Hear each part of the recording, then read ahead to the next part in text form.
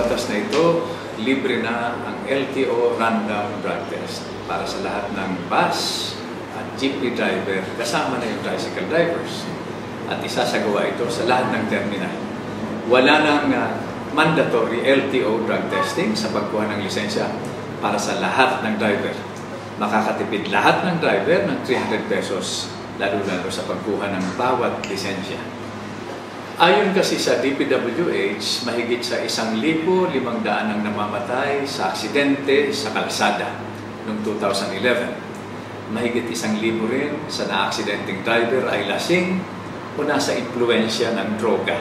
2011 dito.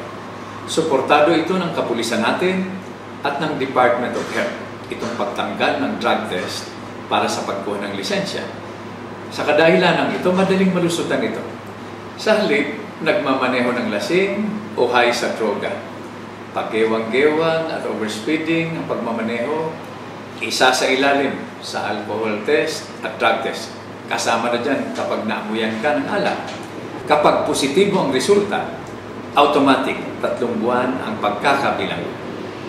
Kapag nasangkot ka naman sa disgrasya at may nasaktan, isa sa ilalim ka rin sa alcohol at drug test. Pasado na rin ito sa Senado, napirma na rin ang Kongreso noong nakaraang linggo at naipadala na rin ito sa ating Pangulo.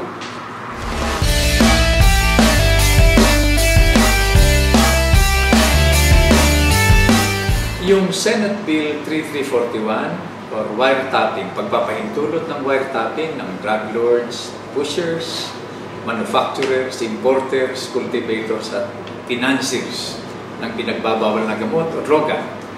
Sa Estados Unidos kasi, 9 sa bawat 10 na wiretapping order ay may kinalaman sa droga. Ito ay isang mabisang paraan para mahuli ang mga pinuno ng sindikato, hindi yung mga maliliit lamang na pusher o user.